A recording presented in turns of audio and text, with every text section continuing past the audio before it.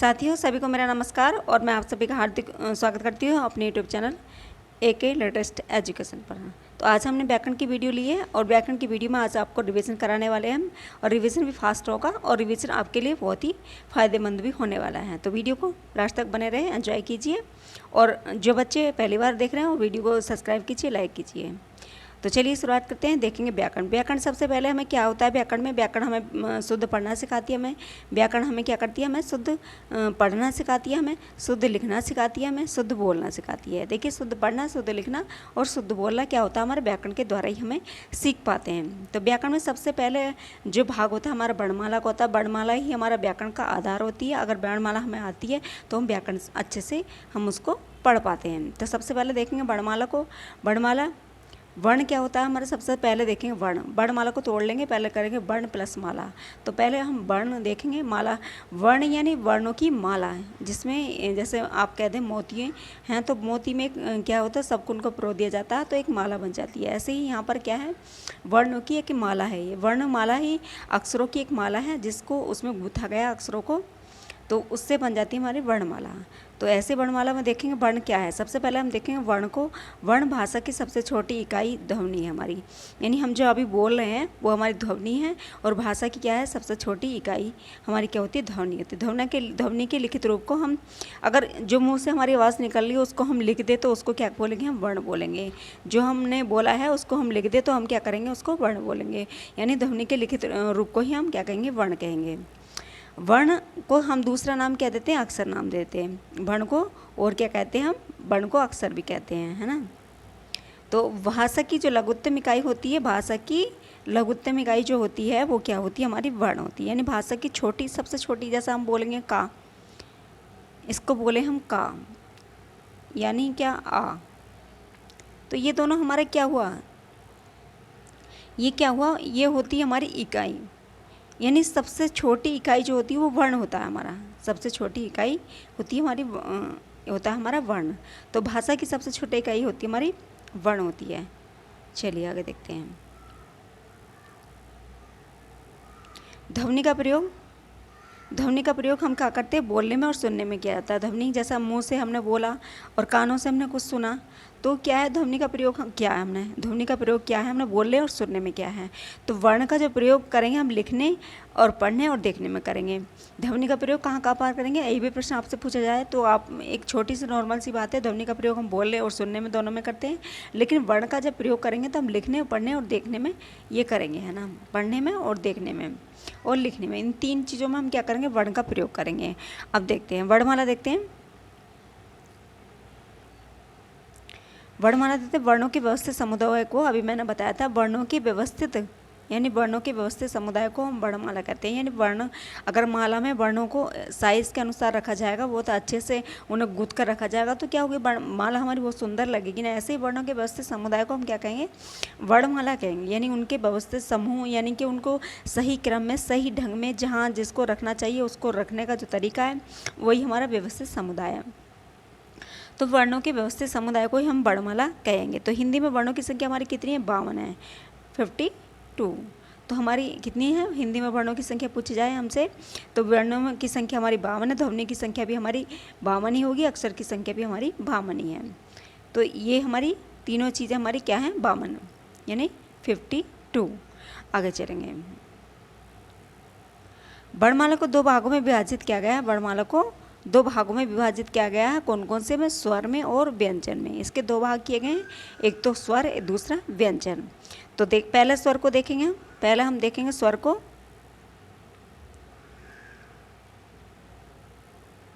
जिन वर्णों का उच्चारण बिना किसी अवरोध के हो उसे क्या कहते हैं, हम स्वर कहते हैं। यानी जो वर्ण हमने बोले हैं, जो वर्ण, जिन वर्णों को हम बोल रहे हैं उनका उच्चारण हमने जब किया है तो उसमें कोई भी अवरोध पैदा ना हो, उसमें कोई भी रुकावट पैदा ना हो, वो साफ साफ सीधे सीधे प्रयोग किए जाते हों, तो उनको हम क्या कहते हैं, वर्णों को, ऐसे वर्णों को हम क्या कहते हैं, स्वर बोलेंगे। उनको स्वर को दूसरे नाम में भी क्या बोलेंगे, अच। अच क्या होंगे, उनको स्वरों को अच बोला जाता है। ये क्या है, ये एक सूत्र है, सूत्र के अनुसार इनको अच के अनुसार उसमें अच बोला जाता है। तो इनका उच्चारण कैसा होता है, स्वतंत्र रूप से होता है और उसे स्वर हम बोलते हैं। स्वर कितने होते हैं हमारे हिंदी में? स्वरों की संख्या हमारी 11 होती है। कौन कौन से होते हैं? आ और आ, ई, उ, री, ए, ओ और औ। तो ये कितने हुए? 11 हुए। हिंदी में स्वरों की संख्या 11 है। ये जो अच होता है इसके बारे में मैं बताऊंगी। अब अभी आपको एक सूत्र के अनुसार इसको पढ़ा जाता है। सूत्र में अच क्या होता है, हल क्या होता है, ये सब इनको मैं एक सूत्र है जो स्वामी विष्णु शिव जी के सूत्र, शिव जी के जो था डमरू के उसमें प्रयोग किया गया, उसी के झंकार से जो निकला है वो एक सूत्र है। सूत्र को मैं बताऊंगी, आपको अच्छे से पढ़ाऊंगी। तो उसी के अनुसार इसको अच बोला गया स्वरों को। तो स्वर हमारे कितने हुए? 11 हुए। आगे चलेंगे। और हिंदी में मात्रा की संख्या हमारी कितनी होती है?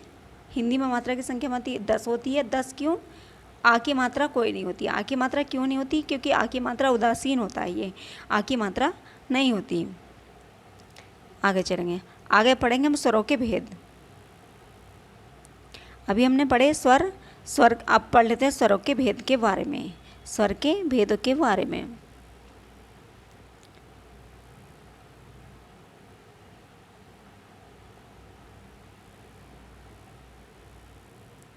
स्वर के भेदों के बारे में पढ़ेंगे हम। तो स्वर के 3 भेद होते हैं। स्वर के 3 भेद होते हैं। कौन कौन से? एक तो ह्रस्व स्वर, दूसरा दीर्घ स्वर, तीसरा संयुक्त स्वर। तो 3 भेद हैं इनके। 3 भेद हैं इनके। कौन कौन से? ह्रस्व, नंबर 1 ह्रस्व, नंबर 2 दीर्घ, नंबर 3 संयुक्त स्वर। तो दीर्घ स्वर अभी पहले ह्रस्व स्वर के बारे में देखेंगे। पहले ह्रस्व स्वर पढ़ेंगे हम। ह्रस्व स्वर क्या होता है? ह्रस्व स्वर जिन स्वरों के उच्चारण में सबसे कम समय लगता है उन्हें क्या बोलेंगे? हम ह्रस्व स्वर बोलेंगे। जिन स्वरों के उच्चारण में सबसे कम समय लगता हो उन्हें क्या बोलेंगे? ह्रस्व स्वर। इनके मूल स्वर, इन्हें क्या कहा जाता है? इन्हें मूल स्वर भी कहा जाता है। इन्हें मूल स्वर भी कहा जाता है। और इनमें एक मात्रिक स्वर, ये इनको एक मात्रिक स्वर भी बोला जाता है। अगर पूछा जाए एक मात्रिक स्वर कौन से हैं, तो ह्रस्व स्वर हैं।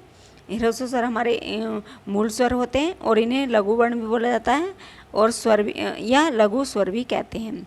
तो ये कौन कौन से होते हैं? ये 4 होते हैं। कौन कौन से? आ और ई, उ और री। ये चारों क्या है? हमारे ह्रस्व स्वर हैं। आगे चलेंगे। अगला पढ़ेंगे हम दीर्घ स्वर। दीर्घ स्वर क्या होता है? दीर्घ स्वर नंबर 2 हमारा था दीर्घ स्वर। दीर्घ स्वर में जिन स्वरों के उच्चारण में ह्रस्व स्वर की अपेक्षा दुगना समय लगता हो उन्हें हम क्या कहेंगे? दीर्घ स्वर बोलेंगे। और इनको द्विमात्रिक स्वर भी कहते हैं। इनको क्या बोलेंगे? द्विमात्रिक स्वर भी कहते हैं। और इन्हें गुरुवर्ण या गुरु स्वर भी कहते हैं। और दीर्घ स्वरों की संख्या कितनी होती है? 7 होती है। उनकी कितनी थी? मूल स्वरों की 4 थी और ह्रस्व स्वरों की 4 थी और दीर्घ स्वरों की कितनी है? हमारी 7 हैं। यानी मूल स्वरों के बारे में पूछा जाए तो मूल स्वरों की संख्या भी 4 है और दीर्घ स्वरों की यानी गुरु स्वरों की, गुरु वर्ण की संख्या कितनी है? 7 है। तो कौन कौन सी देख लेते हैं।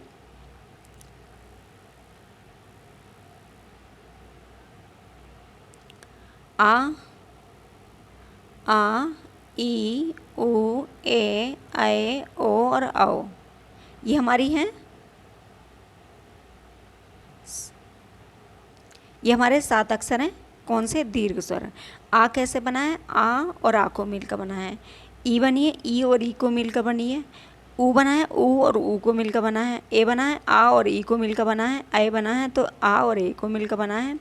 और ओ बना है तो आ और ऊ को मिलकर बना है। औ बना तो ओ और ओ को मिला है। यानी जो इनमें स्वर हैं, ये जो दीर्घ स्वर हैं, दीर्घ स्वर क्यों बोला गया है इनको? क्योंकि ये अपने आप में 2 अक्षर से मिलकर बन रहे हैं। जैसे आ था अभी, आ, एक आ, दूसरा आ, 2 आ मिले तब जाके बड़ा आ बना। एक छोटी ई और छोटी दोनों ई मिली तब जाके बड़ी ई बनी। ऊ, दोनों ऊ मिले तब जाके बड़ा ऊ बना। और आ और ई मिले तब जाकर ए बना। और ए मिले तब जाके ए मिला, तब जाके ए बना। और आ और ओ मिले तब जाके ओ बना। आ और ओ मिले तब जाके ओ बना। तब इसलिए इनको क्या कहा गया? दीर्घ स्वर कहा गया। इनको दीर्घ स्वर इसलिए बोला गया क्योंकि एक शब्द में एक वर्ण में 2 वर्णों का मेल है इसीलिए इनको दीर्घ, इनको बोलने में क्या होता है, दुगना समय लगता है। क्योंकि अगर हमने आ बोला, देखिए आ बोलने से हमारे क्या हुआ, कम समय लग रहा, आ बोला तो दुगना समय लगा, तो इसलिए इनको दीर्घ स्वर कहा गया। आगे देखेंगे दीर्घ स्वरों की संख्या कितनी है हमारी, सॉरी मूल दीर्घ स्वरों की संख्या कितनी थी हमारी, 3 थी। कौन कौन सी, इसमें भी पूछा जाएगा कि आपसे मूल दीर्घ स्वर, यानी मूल जो स्वर हैं दीर्घ स्वर कितने हैं, वो आ और ई और उ, ये हैं मूल दीर्घ स्वर। मूल दीर्घ स्वर की संख्या कितनी है, तो 3 है। अगर पूछा जाए दीर्घ स्वर की संख्या कितनी है, तो फिर 7 है। और मूल दीर्घ स्वर की संख्या कितनी है, तो 3 है। आगे चलेंगे, अगला तीसरा नंबर हमारा संयुक्त स्वर। अगला देख लेते हैं हम तीसरा नंबर पर संयुक्त स्वर। जब जो दो भिन्न स्वरों के योग से बने स्वर को संयुक्त स्वर हम क्या कहते हैं, यानी जो दो भिन्न स्वर हों, यानी अलग अलग हों, और उनके योग से जो बनने वाला स्वर होता है वो हमारा क्या होता है, वो संयुक्त स्वर होता है। इनकी संख्या कितनी होती है, 4 होती है। अब देखिए क्यों बोला गया इनको भिन्न, क्यों बोला गया, क्योंकि देखिए आ और ई अभी वहाँ क्या था, वहाँ सेम थे, दीर्घ स्वरों में सेम थे। अब यहाँ क्या है, भिन्न है। ए कैसे बना हमारा, आ से और ए से मिलकर बना है। ए हमारा कैसे बना है, आ और ए से मिलकर बना है। ओ हमारा आ और ऊ से मिलकर बना है। ओ हमारा आ और ओ से मिलकर बना, तो इसलिए भिन्न हो गए। भिन्न क्यों हुए, क्योंकि इनके वर्ण अलग अलग हैं। ये दोनों जो मेल है इनका वो अलग अलग वर्णों का है, तो इसलिए इनको भिन्न स्वरों के योग से बनने वाले स्वर को हम संयुक्त स्वर कहते हैं। आपसे पूछा जाएगा कि संयुक्त स्वर कौन कौन से, तो 4 है हमारे, ए आई ओ औ, ये हमारे संयुक्त स्वर हैं। आगे देखें अयोगवाह, अगला देख लेते हैं हम अयोगवाह। अयोगवाह किसको कहते हैं, अयोगवाह जो योग ना हो, यानी जिनका कोई योग ना हो उनको अयोगवाह कहते हैं। अर्थात न तो वो स्वर होते हैं ना वो व्यंजन होते हैं, किंतु स्वरों के सहारे लिखे और बोले जाते हैं। अर्थात जो योग न होने पर भी साथ साथ रहे उन्हें अयोगवाह कहते हैं। इनकी संख्या कितनी होती है, इनकी संख्या 2 होती है, अनुस्वार और विसर्ग।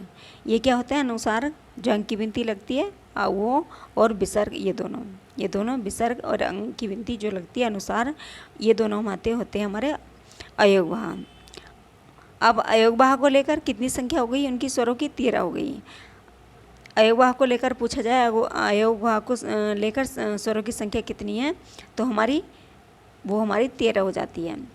अब देख लेते हैं, अब होठों के स्वरों के और भी भेद हैं, अलग अलग तरह के भेद हैं। उनको किस तरह के आधार पर रखा गया, होठ के आधार पर, जीभ के आधार पर, मुख के आधार पर, उनको कई तरह से बांटा गया हो स्वरों को, कई तरह से, क्योंकि हमारे मुख से आवाज़ कई तरह से जो मेल हो रहा है हमारे स्वरों का, तो वो कई तरह से होता है। कभी होठ के आधार पर, कभी जीभ के आधार पर, हमारी आवाज़ कहाँ से निकल रही, गले से निकल रही, कहाँ से नहीं, तो ये सब क्या है, हमारे आधार हैं।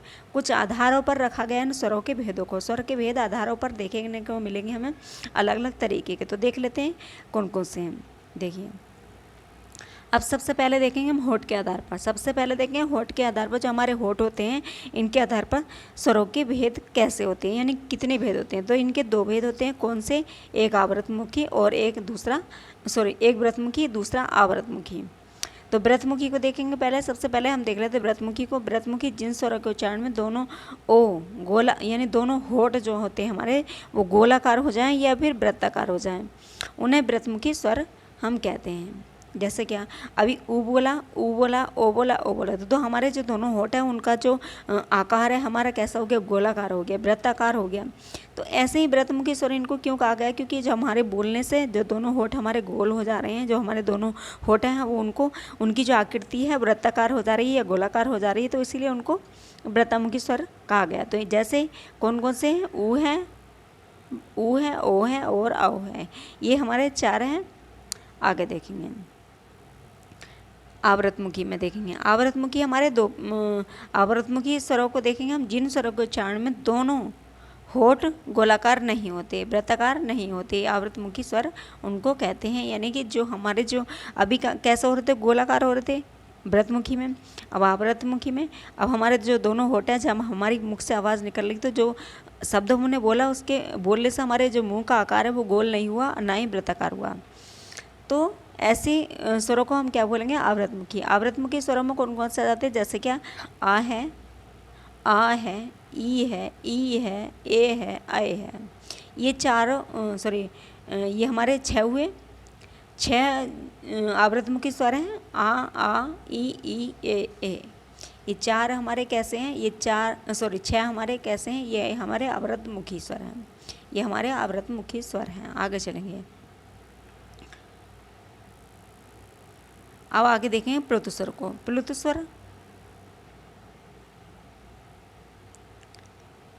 को देख लेते हैं हम। पहले हम प्लुत स्वरों को, जिन स्वरों को उच्चारण में ह्रस्व का तिगुना समय लगता है उनको क्या कहते हैं, हम उन्हें प्लुत स्वर कहते हैं। देखिए ये भी बहुत महत्वपूर्ण चीज़ है, ये भी इम्पोर्टेंट चीज़ है, क्योंकि प्लुत स्वर के बारे में कई बार पूछा जा चुका होता है और पूछ लिया जाता है। तो जिन स्वरों के उच्चारण में ह्रस्व का तिगुना समय, अभी क्या था, ह्रस्व में क्या लग रहा था, ह्रस्व में 1 समय लग रहा था, दीर्घ में हमारा 2 समय लग रहा था, प्लुत में हमारा 3 तिगुना समय लगेगा, यानी अब 3 गुना समय हमारा यहाँ पर लगने वाला है। जैसे कि हमने आ बोला था तो हमारे कम समय लग रहा था, आ बोला था तो हमने 2 मात्रा का समय लगा था। आप प्लुत बोलेंगे तो 3 मात्रा का समय, हम तिगुना समय हमें लगने वाला है। जैसे कि आप बोलेंगे ओम ओम, ओम बोलने से क्या हुआ, हमारा क्या है, समय ज़्यादा लगा। तो ज़्यादा जब समय लगेगा तो क्या होता है, प्लुत स्वर होता है। अब इसका प्रयोग कैसे और कहाँ किया जा सकता है, तो किसी को बुलाने में जैसे हम किसी को आवाज़ लगाते हैं अपने मुख से, तो हमारी क्या है, आवाज़ हमारी तेज़ी से जाती है और तिगुना समय लेती है आवाज़ हमारी बोलने में।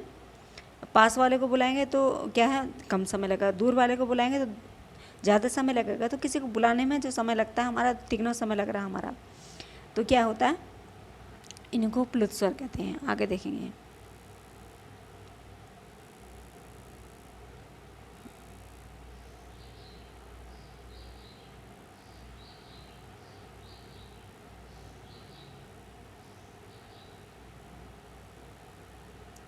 अब आगे देखेंगे हम जीभ के आधार पर। अभी हमने पढ़ा था, हमने होठ के आधार पर, अभी आगे हमने पढ़ा था, देखिए इस वीडियो में कम चमक रहा है थोड़ा सा, जीभ के आधार पर पढ़ेंगे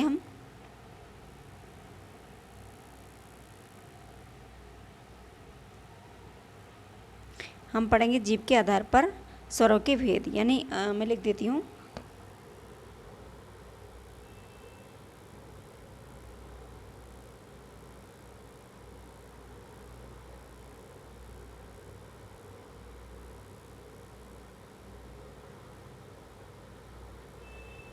पेन भी नहीं चला।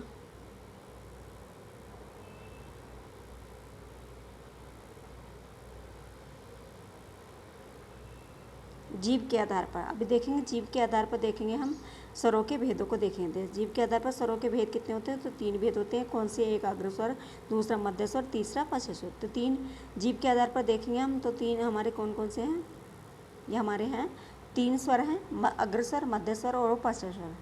आगे चलेंगे तो सबसे पहले देखेंगे अग्रस्वर को देख लेते हैं। सबसे पहले हम देखेंगे अग्रस्वर को, अग्रस्वर में कौन कौन क्या क्या आता है, अग्रस्वर देखेंगे सबसे पहले। तो जिन स्वरों के उच्चारण में जीभ के आगे का भाग काम करता है उन्हें अग्रस्वर कहते हैं। जिन स्वरों के उच्चारण में जीभ के आगे का भाग काम करता है उन्हें हम अग्रस्वर कहते हैं। इनमें से कौन कौन से, ई है, ए है, ऐ है, ये सब आते हैं। 4 वर्ण आते हैं हमारे, कौन कौन से, ई ए ऐ, 4 वर्ण आते हैं। अग्रस्वर में पूछा जाएगा अग्रस्वर क्यों कहा गया इनको, क्योंकि हमारी जो जीभ है, हमारा जो जीभ है आगे का भाग काम कर रहा है उसका। जब हम मुख से इन वर्णों को बोल रहे हैं तो हमारा क्या हो रहा है, जीभ हमारे आगे को निकल के जो अग्रभाग है हमारा जीभ का आगे का आवाज़ दे रहा है, तो इसीलिए इनको क्या बोला गया, अग्रभाग बोला, अग्रस्वर इनको बोला गया। जैसे कि आप बोल लीजिए ई बोलिए, ई, तो ई कहने से हमारी आवाज़ जो है आगे की तरफ भाग रही है, आगे को बोल रही है, इसलिए इनको अग्रस्वर कहा गया। अगला देखेंगे मध्य स्वर। मध्य स्वर को देख लें। नंबर 2 हमारा कौन सा है, मध्य स्वर। नंबर 2 हमारा मध्य स्वर। तो मध्य स्वर में जिन उच्चारण में जीभ के मध्य का या बीच का भाग काम करता है, अभी क्या कर रहा था, उनको हम मध्य स्वर कहते हैं। अभी क्या कहते थे, जीभ का हमारा आगे का भाग काम कर रहा था, अब मध्य स्वर में बीच का भाग काम कर रहा है। तो इसमें कौन सा आएगा, इसमें आ आएगा, सिर्फ आ का बोलने से जो मध्य में जो भाग आता है हमारा आ आता है ना, मध्य में जो भाग आता है हमारा आ आता है। अब आगे देखेंगे पश्च स्वर। 3 नंबर का हमारा पश्च स्वर है। 3 नंबर पर हमारा पश्च स्वर आ जाता है। जिन स्वरों के उच्चारण में जीभ के पीछे का भाग काम करता है उनको हम क्या कहते हैं, पश्च स्वर कहते हैं। यानी कि जिनमें हमारा पीछे का भाग काम करता है, यानी जिनको उच्चारण करते समय जिन स्वरों को हम बोल रहे हैं, उनको उच्चारण कर रहे हैं, उनका क्या करता है, पीछे का भाग काम कर रहा है। जीभ जो हमारी है, जो पीछे की आवाज़ निकल के आ रही है, पीछे से जीभ जो टकरा रही है हमारी, पीछे की तरफ जा रही है, इसलिए इनको क्या कहा गया, इनको पश्च स्वर हमारा कहा गया। तो जिन स्वरों के उच्चारण में जीभ के पीछे का भाग काम करता है उन्हें हम पश्च स्वर कहते हैं। इसमें कौन कौन सा था, आ आता है, ऊ आता है, और ऊ आता है, ओ आता है, औ आता है। ये क्या आते हैं हमारे, ये 5 वर्ण है हमारे, 5 वर्ण हमारे कहाँ में आते हैं, पश्च स्वर में आते हैं। ये हमारे 5 स्वर हमारे पश्च स्वर है। आपसे पूछा जाएगा, ओ दे लिया जाएगा, ओ कौन सा स्वर है, तो ओ हमारा पश्च स्वर है, औ हमारा पश्च स्वर है, ऊ हमारा पश्च स्वर है, ऊ भी हमारा पश्च स्वर, आ भी हमारा पश्च स्वर है। ये सब इनमें से एक ना एक शब्द आपको दे दिया जाएगा, इसमें से सॉरी एक ना एक वर्ण आपको दे दिया जाएगा इनमें से, तो आपसे पूछ जाएगा इनमें से पश्च स्वर कौन सा है, तो आप बता देंगे आराम से। अगला देखेंगे, आगे देखेंगे। अभी हमने पढ़ा जीभ के आधार, पहले हमने पढ़ा था होठ के आधार पर, अब फिर पढ़ा था हमने जीभ के आधार पर, अब पढ़ेंगे मुख खुलने के आधार पर। देखिए स्वरों के भेदों को अब पढ़ेंगे मुख खुलने के आधार पर, स्वरों के भेद। ये रिवीजन चला हमारा, रिवीजन हमारा बहुत बढ़िया चला है, तो आप एंजॉय कीजिए वीडियो में। अब देखें मुख खुलने के आधार पर, ये हमारा मुख खुलने के आधार पर स्वरों के भेद कितने होते हैं, 4 होते हैं। कौन कौन से, विभ्रत स्वर, अर्धविभ्रत स्वर, समृत स्वर और अर्धसमृत स्वर।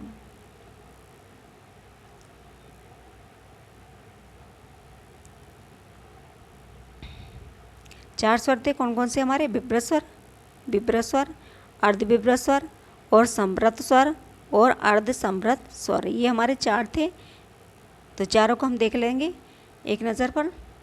चलिए सबसे पहले देखेंगे विभ्रत स्वर को। विभ्रत स्वर क्या होते हैं हमारे, विभ्रत स्वर होते हैं हमारे क्या होते हैं, विभ्रत स्वर जिन स्वरों के उच्चारण में मुख का भाग पूर्ण रूप से खुलता है उन्हें हम क्या कहते हैं, विभ्रत स्वर कहते हैं। इनमें क्या आता है, आ आता है, बड़ा आ आता है, इनमें बड़ा आ आता है विभ्रत स्वर में। जिन स्वरों के उच्चारण में मुख का पूर्ण यानी मुख हमारा पूरी तरह से मुंह हमारा खुलता है, यानी हम आ बोलते हैं तो पूरा मुंह हमारा खुल रहा है, उसे क्या बोलेंगे, हम विभ्रत स्वर बोलेंगे। इनमें से क्या होता है, आ को हम विभ्रत स्वर के रूप में रखेंगे। अगला देखेंगे, अगला सेकेंड नंबर हमारा अर्धविभ्रत स्वर। अर्धविभ्रत स्वर सेकेंड नंबर हमारा, सेकेंड भाग हमारा, दूसरा नंबर अर्धविभ्रत स्वर। तो जिन स्वरों के उच्चारण में मुख का आधा भाग खुलता है, यानी उन्हें क्या कहते हैं हम, जिन अभी क्या था हमारा पूरा मुख खुला था, आ बोला था हमने तो पूरा, अब क्या है आधा मुख खुला है, तो इनको आधा अर्धविभ्रत स्वर करेंगे। यानी हमारी जो वर्ण की आवाज़ है हम निकल रही है हमारे मुंह से, तो आधी ही मुख खुलने से निकल रही है, तो इसलिए उनको अर्धविभ्रत स्वर बोलेंगे। जैसे क्या, आ है, ए है, ओ है, ये 3 वर्ण आते हैं इसमें अर्धविभ्रत स्वर में, आ ए औ, ये 3 वर्ण हैं हमारे अर्धविभ्रत स्वर के, आ ए ओ। तो अब देखेंगे अगला तीसरा नंबर हमारा, थर्ड नंबर समृत स्वर। समृत स्वरों को देखेंगे, जिन स्वरों के उच्चारण में मुख का भाग लगभग बंद रहता है उन्हें समृत स्वर हम बोलेंगे। जिन स्वरों के उच्चारण में मुख का लगभग भाग क्या होता है, बंद रहता है, यानी हमारा जो मुंह है, जिन वर्डों को हम बोल रहे हैं उन्हें बोलने में मुंह हमारा लगभग बंद सा ही रहता है, तो उन्हें क्या बोलते हैं, हम समृत स्वर बोलते हैं। जैसे कि इनमें कौन कौन से वर्ण आएंगे हमारे, ई ऊ ऊ, ई ऊ, ये 4 वर्ण है हमारे, 4 वर्ण हमारे किस में आते हैं, समृत स्वर में। आगे देखेंगे हम अगला चौथा नंबर हमारा, फोर्थ नंबर, ये हमारा है अर्धसमृत स्वर। तो जिन स्वरों के उच्चारण में मुख का लगभग जो मुंह है हमारा लगभग आधा सा बंद रहता है, उसमें अर्धसमृत स्वर उन्हें हम कहते हैं। इनमें कौन कौन से आएंगे, ए आएगा, ओ आएगा। जैसे ही अर्धसमृत स्वर को देखा जाए तो हमारा जब बोलेंगे हम किसी वर्ण को, तो हमारा जो मुंह का भाग है वो बंद सा ही रहता है, यानी ज़्यादा नहीं खुलता है, तो उसको क्या बोलेंगे, हम अर्धसमृत स्वर कहेंगे। इसमें क्या आएगा हमारा, ए आएगा, ओ आएगा, ए और ओ आए, 2 वर्ण आएंगे हमारे, ए और ओ। आगे देखेंगे, अब देखिए अब तक तो हमने पढ़े थे स्वरों को। स्वर हमने कैसे कैसे पढ़े, होठ के आधार पर, जीभ के आधार पर, और क्या पढ़ा था हमने, एक मुख खुलने के आधार पर, एक पढ़ा था मुख खुलने के आधार पर। ये हमारे वर्ण हमने पढ़े थे स्वरों के भेद। अब पढ़ेंगे हम व्यंजन। अब तक तो पढ़े हमने स्वर, अब पढ़ेंगे आगे व्यंजन। व्यंजनों को देख लेते हैं एक बार। व्यंजन हमारे क्या होते हैं, व्यंजन जिन का उच्चारण स्वरों की सहायता से होता है उन्हें हम व्यंजन कहते हैं। जिन का उच्चारण स्वरों की सहायता से होता है हम उन्हें व्यंजन बोलते हैं। स्वरों की सहायता से बोले जाने वाले वर्ण हमारे व्यंजन कहलाते हैं। स्वर हमारे कैसे थे, स्वर हमारे स्वतंत्र रूप से बोले जाते हैं, उनमें किसी की सहायता नहीं ली जाती, इसलिए वो स्वतंत्र होते हैं, इसलिए उनको स्वर के रूप में रखा गया। व्यंजनों को, व्यंजन स्वरों की सहायता से बोले जाते हैं, वो अपने आप में स्वतंत्र नहीं होते, परतंत्र होते हैं, इसलिए उनको व्यंजन कहा जाता है, और वो दूसरों की सहायता से बोले जाते हैं, यानी स्वरों की सहायता से बोले जाते हैं। तो जिन वर्णों जिन वर्णों के उच्चारण में वायु का प्रवाह रुककर या फिर घर्षण के साथ निकले उन्हें क्या कहते हैं, व्यंजन कहते हैं। ये भी आपसे परिभाषा के रूप में पूछ लिया जाता है कि वायु का प्रवाह रुककर या घर्षण के साथ निकले उन्हें क्या कहेंगे, स्वर कहेंगे या फिर व्यंजन कहेंगे, तो उनको व्यंजन कहेंगे। इनकी संख्या कितनी है हमारी, 33 है। व्यंजन को हम क्या कहते हैं, हल भी कहते हैं। व्यंजन को हम हल भी कहते हैं। आगे चलेंगे, अब आगे देखते हैं व्यंजनों के भेदों के बारे में। व्यंजन के भेदों को देख लेते हैं। व्यंजन के भेद कितने हैं, व्यंजन के भेद हमारे 3 हैं। कौन कौन से हैं व्यंजन के 3 भेद, स्पर्श व्यंजन, अंतस्थ व्यंजन, ऊष्म व्यंजन। 3 भेद माने गए, स्पर्श व्यंजन, ऊष्म व्यंजन और अंतस्थ व्यंजन और ऊष्म व्यंजन। 3 तरह के व्यंजन के भेद हमारे। तो सबसे पहले देखेंगे स्पर्श व्यंजन को। स्पर्श व्यंजन को कैसे होते हैं हमारे, क्या होते हैं स्पर्श व्यंजन, आगे चलेंगे। देखिए स्पर्श व्यंजन को देख लेते हैं हम। स्पर्श व्यंजन हमारे जिन वर्णों के उच्चारण में जीवा, कंठ, तालु, मूर्धा, दंत और ओष्ठ, इन आदि जो स्थान है ये सभी, इन सभी स्थानों को स्पर्श करती हुई क्या है हमारी जीभ, जो जीभ है हमारी इन सब स्थानों को स्पर्श करती हुई चलेगी, तो इनको स्पर्शी व्यंजन इसलिए कहा गया है। इन्हें वर्गीय व्यंजन भी कहा गया है। इन्हें अगर इनसे वर्गीय व्यंजन के बारे में पूछा जाए, वर्गीय व्यंजन क्या होते हैं, तो यही स्पर्श व्यंजन ही वर्गीय व्यंजन के रूप में देखे जाते हैं। तो इनको ये वर्ग के रूप में लिखे जाते हैं, तो इसलिए वर्गीय व्यंजन कहता है। ये हर चीज़ को छू के चलते हैं, जैसे जीभ है, कंठ है, तालु, मूर्धा, दंत, ओष्ठ है, ये सभी हमारे स्थानों को, जो जीभ है हमारी, जो बोलने का स्थान है हमारा, तो जीभ जो हमारी सभी इन सब चीज़ों को छूकर चलती है, इसलिए हमारी स्पर्शी व्यंजन इनको इसलिए कहा गया है। इन्हें 5 वर्गों में विभाजित किया गया है। इन्हें 5 और ये कहाँ से लेकर माँ तक के आते हैं, इसके अंतर्गत व्यंजन, यानी कहाँ से लेकर माँ तक जो व्यंजन आते हैं वो स्पर्शी व्यंजन होते हैं।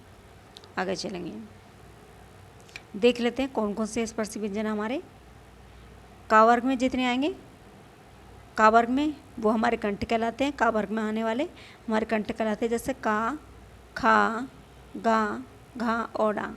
चा वर्ग में सेकंड नंबर पर हमारा चा वर्ग आएगा। चा वर्ग को हम तालु कहते हैं या तालव्य भी कहते हैं। तो चा वर्ग में आने वाले चा, चा, छा, जा, झा और या, ये 5 हैं, ये भी 5 हैं। टा वर्ग में आने वाले मूर्धा कहलाएंगे। टा, ठा, डा, ढा, ला, ये भी हमारे 5 हैं। ये भी हमारे कितने 5 हैं। ता वर्ग में आने वाले दंत होंगे हमारे, इनको हम दंत बोलेंगे, इनको हम दंत बोलेंगे। इसके अंदर का ता, था, दा, धा और ना, ये 5 होंगे। पा वर्ग में आने वाले ओष्ठ होंगे। पा, फा, बा, भा, मा, ये भी हमारे कितने 5। तो इसलिए इनको 5 वर्ग होंगे इनके, तो 25 व्यंजन होंगे हमारे। इसमें कितनी संख्या होगी इनकी, 25, 5, 5, ये 5 वर्ग है हमारे। 5 हो के 5 पंजे 25, तो 25 वर्ग हमारे स्पर्शी व्यंजनों की संख्या में 25 व्यंजन हमारे रखे जाएंगे। का वर्ग, चा वर्ग, टा वर्ग, ता वर्ग और पा वर्ग, ये 5 वर्ग होंगे हमारे। का वर्ग को हम कंठ बोलेंगे, चा वर्ग को हम तालु बोलेंगे, और टा वर्ग को हम मूर्धा बोलेंगे, और ता वर्ग को हम दंत बोलेंगे, और पा वर्ग को हम ओष्ठ बोलेंगे। तो इनकी संख्या कितनी हुई, 25 हुई। तो इनकी संख्या कितनी है हमारी, 25 है ना। और कावर के उच्चारण में जीवा, कावर का जब उच्चारण करते हैं हम, तो जीवा हमारी जो जीभ है हमारे कंठ को स्पर्श करती है। चावर का जब उच्चारण करेंगे तो जीवा हमारे तालु को स्पर्श करेगी। तावर का उच्चारण जब हम करेंगे तो जीवा हमारे मूर्धा को स्पर्श करेगी। और तावर के उच्चारण में जीवा हमारे दंत को स्पर्श करेगी। और पावर के उच्चारण में हमारे जीवा दोनों को उच्चारण दोनों जो होठ है हमारे, दोनों होठों को स्पर्श करेगी। आगे चलेंगे, अब देखेंगे अंतस्थ व्यंजन। ये तो देखे हमने स्पर्शी व्यंजन, अब देखेंगे दूसरे नंबर पर हम अंतस्थ व्यंजनों को। तो इनका शाब्दिक अर्थ क्या होता है, स्वर और व्यंजन के मध्य में स्थित। अंतस्थ इनको क्यों कहा गया, अंतस्थ इसलिए कहा गया क्योंकि इनका जो अर्थ होता है, यानी स्वर और व्यंजन के दोनों के मध्य में स्थित होते हैं, यानी दोनों के बीच का स्थान क्या है, अंतस्थ स्थान के व्यंजनों का स्थान है। तो इनके उच्चारण में क्या होता है, जीव, तालु और दंत और ओष्ठ के पास निकट जाएगी, लेकिन पूर्ण रूप से स्पर्श नहीं कर पाएगी। यानी ये जो है अंतस्थ व्यंजन क्यों इनको कहा गया, तो इनकी जो बोलने का ढंग है, इनके जो उच्चारण में जो जीभ है हमारी, तालु और दंत ओष्ठ के पास तो जाएगी, उसके पास जाकर रुक जाएगी, लेकिन क्या है वो पूर्ण रूप से स्पर्श नहीं कर पाएगी, इसलिए इनको अंतस्थ व्यंजन कहा गया। इसे क्या कहें, अर्धस्वर भी कहते हैं। इनको अर्धस्वर इसलिए कहा जाता है क्योंकि जो जीव हमारी पूरी तरह स्पर्श नहीं कर पाती। इनकी संख्या 4 है। कौन सी, या, रा, ला और बा, 4 वर्ण हैं हमारे। कौन कौन से, या, रा और लावा। या, वा को दोनों को अर्धस्वर कहा गया, या, वा को अर्धस्वर कहा गया। ये भी आपसे प्रश्न बन सकता है कि या वह कैसे स्वर हैं, तो अर्धस्वर हैं। आगे चलें, उष्म व्यंजन को देख लेते हैं। उष्म व्यंजन हमारे कैसे होते हैं? उष्म व्यंजन हमारे जिनके उच्चारण में मुख से निकलने वाली वायु रगड़ घर्षण के साथ निकलती है, उससे उष्म व्यंजन, उससे ऊष्मा पैदा होती है, इसलिए इनको उष्म व्यंजन कहा गया है। इन्हें संघर्षी व्यंजन भी कहा गया है, क्योंकि ये संघर्ष यानी जब इनका बोलने की जो ढंग है वो ज़्यादातर घर्षण के साथ यानी रगड़ के साथ, यानी उनकी आवाज़ में थोड़ी जो होती है, यानी जैसे मैं कहूँ कि आवाज़ जो निकल रही रगड़ कर चल रही है या फिर घर्षण के साथ चल रही है, या आवाज़ हमारी गड़गड़ाहट के साथ चल रही है, तो ये सब क्या है? ये सब हमारे उष्म व्यंजन होते हैं। इनकी जो बोलने का ढंग है, इनका जो उच्चारण मुख से निकलने का ढंग है, वो सब वायु रगड़ के साथ घर्षण के साथ निकलती है, तो उसी को उष्म व्यंजन के रूप में रखा गया उनको। इनकी संख्या हमारी कितनी है? 4 है। इनकी संख्या हमारी कितनी है? 4 है। ये भी आपसे पूछा जाए कि उष्म व्यंजन की संख्या कितनी है, तो 4 है। कौन कौन से है? सा, सा, हा, सॉरी, सा, शा, सा, हा, 4 व्यंजन है हमारे। सा, शा, हा। ये भी एक दंत सा, एक मूर्धन्य सा और एक तालव्य सा, और हा हमारा अलग है। ये तीनों सा हैं, तीनों अलग अलग सा अलग अलग हैं।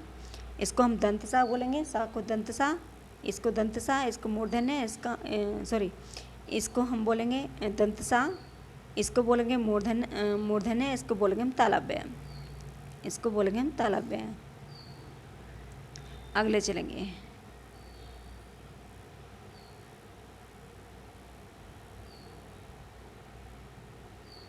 आगे देखेंगे हम संयुक्त व्यंजन को। संयुक्त व्यंजन हमारे कैसे होते हैं? संयुक्त व्यंजन हमारे जो दो भिन्न वर्णों के व्यंजन, जो दो भिन्न वर्ण होते हैं, उन वर्णों के व्यंजन से बनने वाले व्यंजन को ही हम संयुक्त व्यंजन कहते हैं। यानी कि दो व्यंजन हैं और दोनों अलग अलग हैं, दोनों तरह के व्यंजन, दोनों अलग अलग व्यंजन हैं, उनको हम क्या बोलेंगे? संयुक्त व्यंजन बोलेंगे। दो अलग अलग व्यंजनों को मिलने से जो व्यंजन हमारे बनेंगे उसे संयुक्त व्यंजन हम कहते हैं। इनकी संख्या कितनी होती है? ये भी संख्या इनकी 4 होती है।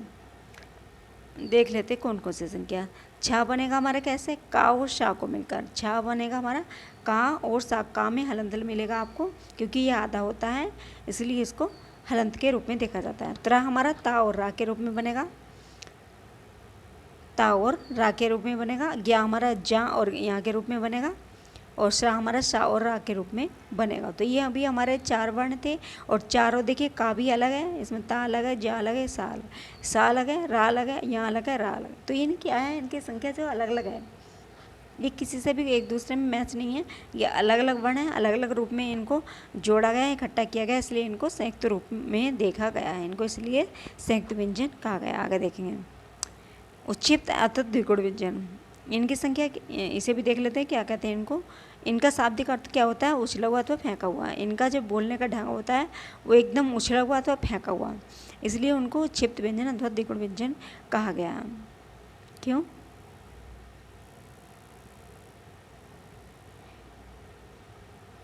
इनके उच्चारण में जीवा कंठ यानी जीवा उच्चारण स्थान को छूकर झटके के साथ गिरती है अथवा हट जाती है, उसे उच्छिप्त व्यंजन कहते हैं। यानी क्यों कहा गया इनको ऐसे?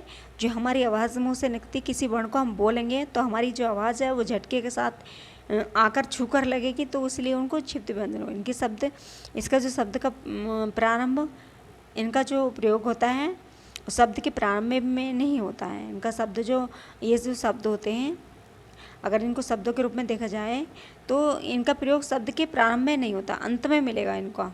तो इनकी संख्या कौन कौन सी? 2 होगी। डा और ढा, डा और ढा, ये 2 होते हैं द्विगुण व्यंजन, 2 होते हैं डा और ढा।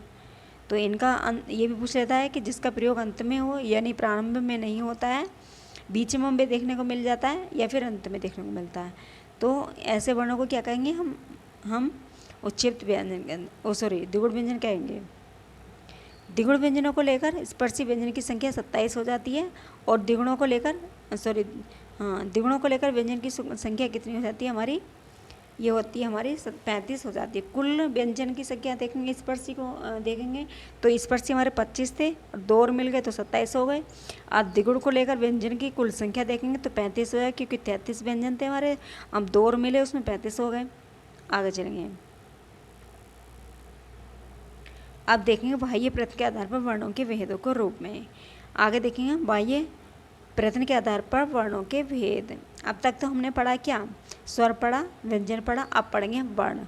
अब वर्णों के कितने भेद होते हैं, 4 भेद होते हैं। कौन कौन से, अघोष वर्ण, सघोष वर्ण, अल्पप्राण, महाप्राण। ये 4 वर्ण है हमारे। एक पहला नंबर अघोष वर्ण, दूसरा नंबर सघोष वर्ण, तीसरा नंबर अल्पप्राण और चौथा नंबर हमारा महाप्राण। 4 वर्ण थे बाह्य प्रयत्न के आधार पर। देखेंगे अब देखेंगे प्राण अथवा श्वास के आधार पर। अगर देखा जाए प्राण अथवा श्वास के आधार पर वर्णों के कितने भेद होते हैं, तो 2 भेद होते हैं। कौन से, महाप्राण, अल्पप्राण। तो सबसे पहले देखेंगे महाप्राण को। महाप्राण देख लेते हैं सबसे पहले हम। जिन ध्वनियों के उच्चारण में वायु की मात्रा क्या सी होती है, अधिक निकलती है, उन्हें क्या कहते हैं, महाप्राण वर्ण कहते हैं। यानी जिन ध्वनि हमारे मुख से निकल रही है उनकी मात्रा कैसी होती है, अधिक निकलती है, उन्हें क्या कहते हैं हम महाप्राण महाप्राण वर्ण कहते हैं। जिन के उच्चारण में मुख से अधिक सांस निकलती है, यानी कि जिनके उच्चारण करते समय हमारे मुख से सांस ज़्यादा से ज़्यादा निकलती है, अधिक निकलती है, उन्हें क्या कहते हैं, महाप्राण वर्ण कहते हैं। और इसमें प्रत्येक वर्ग का दूसरा और चौथा वर्ण आता है। ये उस व्यंजन, और इसमें और क्या आएगा हमारा, उस व्यंजन आएगा। इसमें क्या क्या चीज़ें हमारी उस व्यंजन आएगी इसमें। तो ये हमारे सब मिलाकर कितने हुए, क्योंकि प्रत्येक वर्ग में 5 अक्षर थे, 5 वर्ण थे। तो 2 वर्ग का पहला वर्ग का इसमें दूसरा और चौथा है, वर्ग का इसमें दूसरा और चौथा वर्ण आएंगे। इसमें वर्ग का दूसरा आएगा और चौथा आएगा। 10 हो गए। उस व्यंजन हमारे 4 थे, कितने हो गए, यानी दूसरा चौथा और उसमें देखिए ये मिलकर बनाए। इसमें आप ऐसे लिख लो, चाहे 2 और 4 और प्लस उस व्यंजन लिख लो इसमें। तो ये दूसरा और चौथा कितने हो गए, वो हमारे उस व्यंजन के रूप में देखे जाएंगे। तो ये हमारे 14 हो गए। देख लेते कौन कौन से हैं। का दूसरा वर्ण था, क्योंकि पहले आएगा का इसके, फिर हमारा गा आएगा बीच में, फिर घा।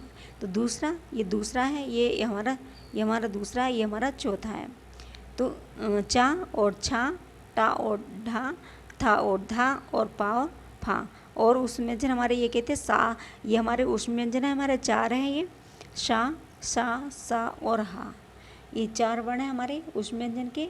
तो इसलिए इनकी संख्या कितनी होती है हमारे, 5 ये और 4 ये, तो 14 होगी हमारी इनकी संख्या। तो द्विगुण व्यंजन, अगर इसमें द्विगुण व्यंजन आ जाता है तो द्विगुण व्यंजन कितना, इसमें क्या होता है,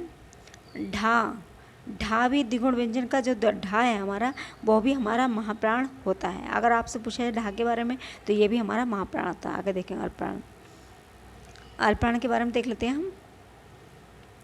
अल्पप्राण देखेंगे जिन ध्वनियों के उच्चारण में मुख से कम श्वास निकले उन्हें हम अल्पप्राण वर्ण कहते हैं। यानी अभी क्या थी, ज़्यादा से ज़्यादा निकल रही थी महाप्राण में, अब क्या है, कम निकले। यहाँ से आवाज़ हमारी, जो हमारे मुख से निकलने वाले शब्दों की ध्वनियाँ हैं, जो आवाज़ हमारे मुख से निकल रही है वो कम निकले। अभी महाप्राण में ज़्यादा निकल रही थी, अल्पप्राण में कम निकलेगी। ऐसे करके समझ लो आप, अच्छे से समझ में आ जाएगा। अपने आप से जो इनको फील करोगे तो बहुत अच्छे से एकदम से आपको रिवाइज हो जाएंगे। तो मैं समझती हूँ आपके समझ में आ रहा होगा। चलिए आगे चलते हैं। अर्थात देखिए आगे लिखा है इसमें, अर्थात जिसके उच्चारण में कम हवा निकलती है, अर्थात उसे अल्पप्राण वर्ण कहते हैं। यानी जिन वर्णों के उच्चारण में हवा कम निकल रही थी वहाँ हवा ज़्यादा निकल रही थी, यहाँ हवा कम निकल रही है, इसलिए इनको अल्पप्राण व्यंजन कहा गया। और इसमें क्या होता है, उसमें क्या था, उसमें वर्ग का दूसरा और चौथा वर्ण था। अब यहाँ वर्ग का पहला, यहाँ क्या है, वर्ग का पहला, तीसरा और पाँचवा और अंतस्थ व्यंजन। वहाँ क्या थे, वर्ग का दूसरा था, वहाँ वर्ग का चौथा था। यहाँ पर क्या है, वर्ग का तीसरा है, वर्ग का पहला है, वर्ग का पाँचवा है और अंतस्थ व्यंजन। वहाँ क्या थे, उष्म व्यंजन। महाप्राण में उष्म व्यंजन थे। तो और सभी स्वर इसमें, और क्या आते हैं, वहाँ स्वर नहीं थी, यहाँ स्वर भी हैं। इसमें सभी स्वरों को भी गिना जाएगा, इसलिए इनको अल्पप्राण व्यंजन में इनको रखा गया है। तो देखिए कौन कौन से हैं इसमें, देख लेते हैं। ये था वर्ग का पहला, तीसरा और पाँचवा। तो पहले में कौन कौन से आ जाते हैं, पहले में आ जाते हैं ये वाले, तीसरे में आ जाते हैं हमारे ये वाले, पाँचवें में आ जाते हैं हमारे ये वाले। तो हमारे जो हैं का हमारा जब आएगा, ये पहले में आएगा, चा पहले में आएगा, टा पहले में आएगा, ता पहले में आएगा, पा पहले में आएगा। तो गा तीसरे में आएगा, चा हमारा तीसरे में आएगा, डा हमारा तीसरे में आएगा, दा हमारा तीसरे में आएगा, पा हमारा तीसरे में। और यमगणनम, ये यमगणनम पाँचवें में आते हैं, पाँचवें वर्ण होता है यमगणनम। ये भी आपसे पूछ लिया जा सकता है कि पंचम अक्षर कैसे होते हैं। यमगणनम ये अनुनासिक होते हैं। तो इनकी संख्या भी इसमें है 5 वर्ग, यानी 5 5 ये 15 वर्ण हो गए। 11 ला और इसमें 11 लाएंगे, 10 व्यंजन, 4 ये हो गए, सभी स्वर 11 इसमें ये होंगे। तो इनकी संख्या हो जाती है हमारी 31। और द्विगुण व्यंजन का ढा जो है हमारा, द्विगुण व्यंजन था हमारा, उसमें था हमारा ढा और इसमें हमारा डा अल्पना होता है। ये भी देख लीजिए, ये भी अच्छे से याद रख लीजिए, आपको ये भी प्रश्न आपसे बन जाता है। तो आगे चलेंगे हम। अब देख लेते हैं स्वरतंत्री के स्वरतंत्री में कंपन के आधार पर वर्णों के भेद देख लेते हैं। हम स्वरतंत्री अभी तक तो हमने पढ़े थे भाई प्रयत्न के आधार पर। आप देखो स्वतंत्र में कंपन के आधार पर वर्णों की, यानी जो हमारे मुख में कंपन भी पैदा होता है उससे भी वर्णों की उत्पत्ति होती है, इसीलिए उनको भी स्वतंत्र और कंपन के आधार पर वर्णों के भेदों के रूप में रखा गया है। तो देखेंगे इनके 2 भेद होते हैं, कौन कौन से, अघोष वर्ण, सघोष वर्ण। अघोष वर्ण देखेंगे, सबसे पहले हम देखें अघोष वर्ण के बारे में।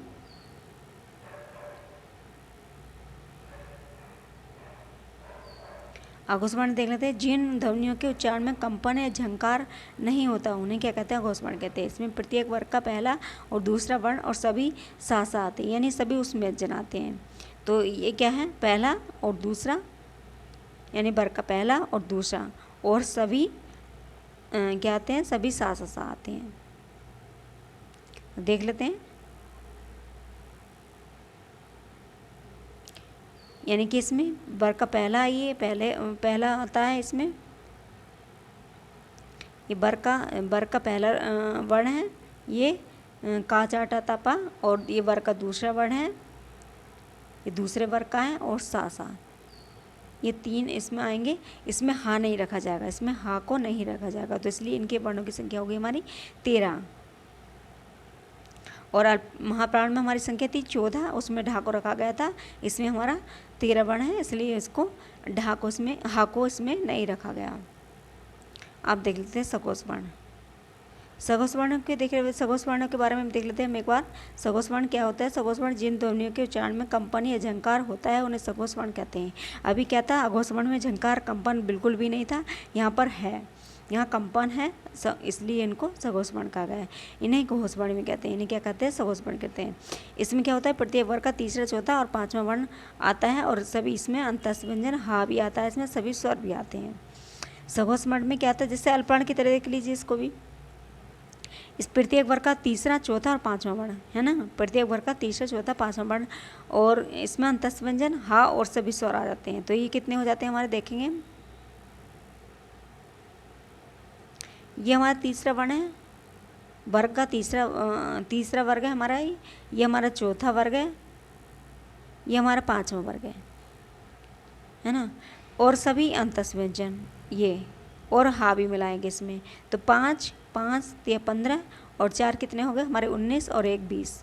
इनकी संख्या हमारी कितनी हो गई, 20 होगी। अगर आपसे पूछा जाए कि इनकी संख्या कितनी होती है, और इसमें द्विगुण उच्छिष्ट व्यंजन डाडा दोनों को सघोष वर्ण के अंदर आता है, तो इनकी संख्या कितनी हो जाती है, 22 हो जाती है। इसलिए इनकी संख्या कितनी हो जाती है, 22 हो जाती है।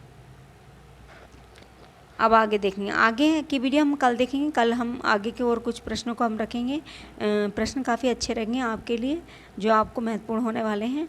तो आज वीडियो ज़्यादा लंबी ना हो जाए, इसलिए आपको परेशानी ना हो, इसी को देखते हुए कल की वीडियो में हम ये सब रखेंगे। हम कल का आपके लिए बहुत अच्छे से रिवाइज हम करा देंगे।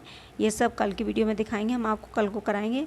जहाँ से प्रश्न आपको ज़रूर देखने को मिलते हैं, ऐसे प्रश्नों को लेकर आना हमारा स्वाभाविक ही मैं मानती हूँ। अपने आप को ज़्यादा से ज़्यादा कराने की कोशिश करती रहती हूँ।